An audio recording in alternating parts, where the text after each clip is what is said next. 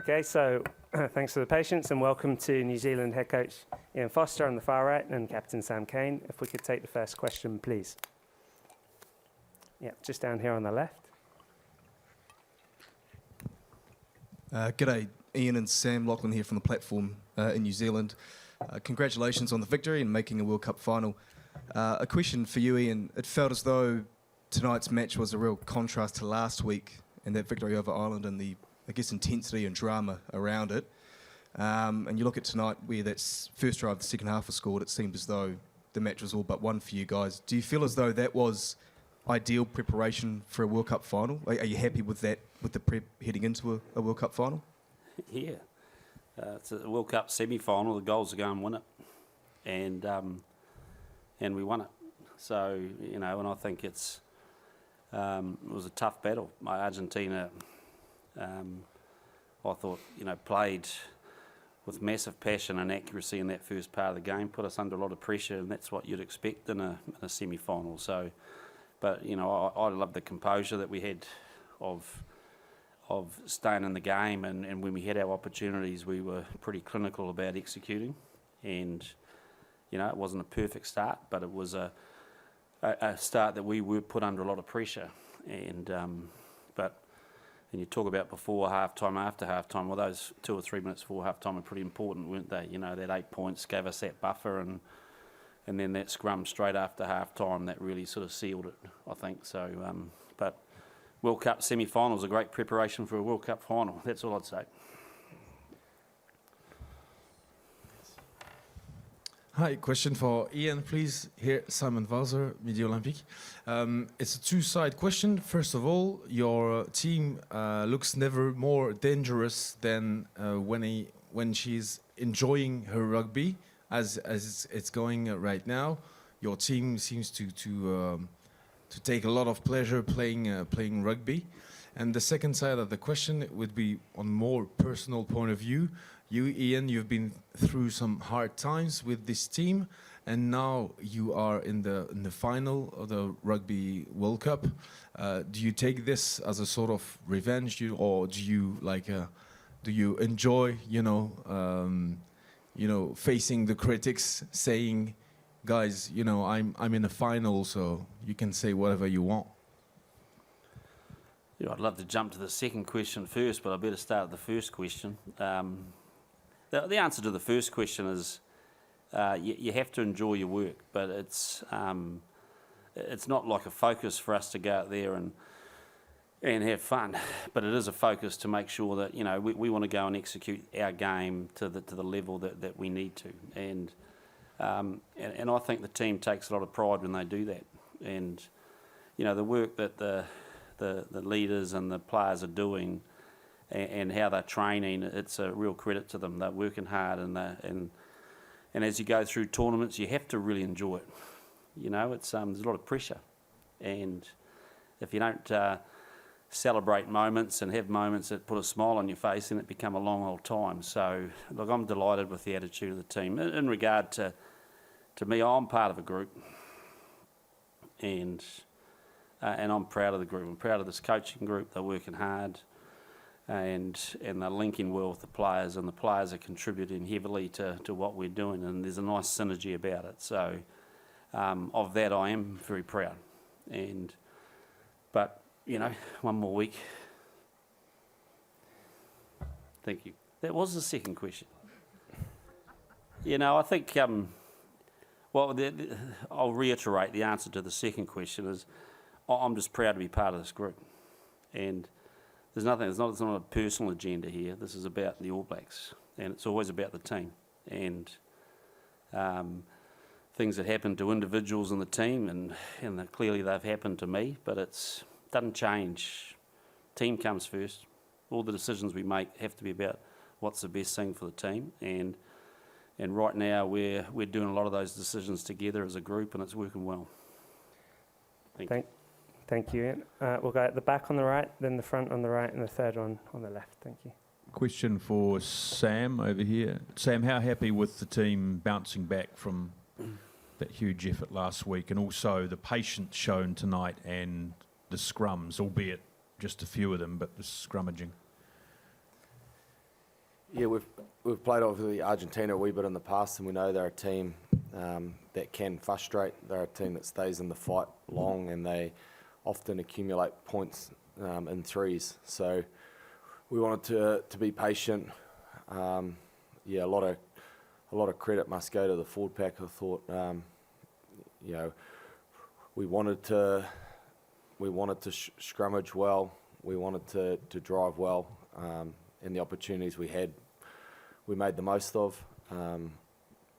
Yeah, I mean the scrum penalty just before half time, which allowed us to get down in their end, and then eventually score, was huge. So, yeah, really pleased with the work we put in to get that, and you know, we have to go again.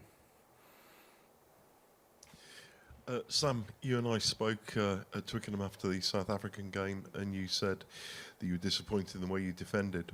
Yet in this World Cup, a lot of people are talking about your attacking efficiency, but it's your defence that's really been the quantum leap forward. What do you put that down to? Where are you getting the motivation? What's been the chat in the dressing room about the need to defend during the knockout stages, and how have you improved it? Yeah, I think I sat here last week and said, look, history shows often the team that's defensively one of the best will end up winning the World Cup, and it's an area that, you know, there's a few guys in our team who are particularly passionate about it, so it's driven pretty strong. A lot of credit's got to go to Scott McLeod, our defence coach, and Joe Smith's helping him out as well. But I think we've got a system now that we really believe in. Some of the skill sets within that,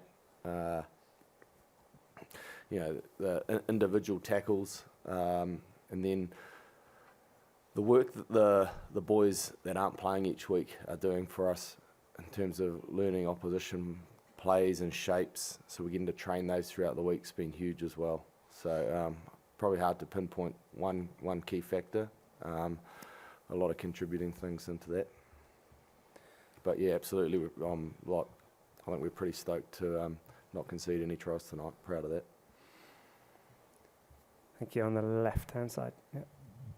Yeah, question for Sam, just a follow-up on that a little bit. Do you remember what the mindset was after, you know, you lost to South Africa and then to France, and a lot of people writing you off? Did you take some of the criticism on board, or you just shrug it off, and what's the mindset now?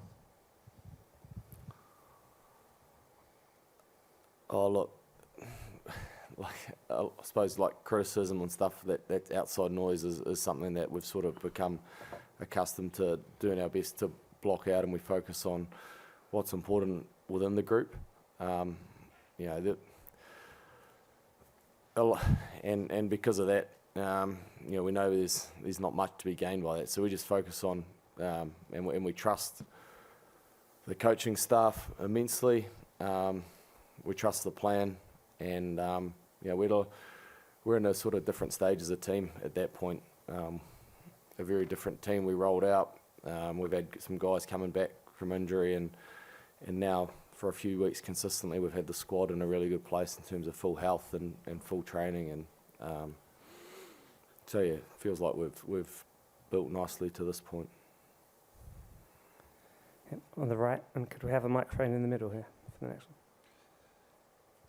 one? Ian, can you just speak? I know your forward pack laid on a mighty foundation for you tonight, but can you just speak to your two wings? One coming back in a difficult situation, and another, I guess, having some fun out there. Can you just speak to the performance of those two guys and how important they were in a quality overall effort? Yeah, played well, and had to, because I thought Leicester played well last week too, and he's put the pressure on. But you know, Mark was strong in the close quarter areas, and it was that sort of game. So he enjoys going in close like that, and thought he did that well. Defended really well, and you know, I thought Will, you know, just shows how good he is at finishing things off, and so you know, their combination I think's worked well from the start of the year. You know, we put a bit of time into that during the Rugby Championship, and and are really delighted with the combination they've got, you know, and you've got the sort of the glue in between them, which is Bodie, he's the communicator that sort of connects the dots largely. So, look, they're going good, but they're going to need to. Ian, I think you opted to finish the game with 14 men, and the nature of the contest, your dominance allowed you to go to the bench early in the second half, and I think whatever happens tomorrow, you'll have an extra day recovery. Do you think you're going to be able to leverage those things going into the final? Oh, I don't think they'll make a massive difference. I mean, finals are finals, and everyone will be prepared. Whoever we play, they'll be prepared 100%. But it was an opportunity for us to make sure that we look after our resources the best we could. Really didn't see a need of putting Scooter back on, only from the perspective that if he had another little yellow card incident in the next 5 minutes, it might have made it a little bit niggly. So for us, it was just a precautionary type decision to keep him off, and kind of would have preferred Damien to kick that ball out in the 81st minute, but he doesn't always listen to me. Ian, obviously. Ian. The victors of England, South Africa away next week. What are you expecting? Presumably you'll watch that game with your feet up tomorrow night. What are you expecting from that game, and who do you want to win?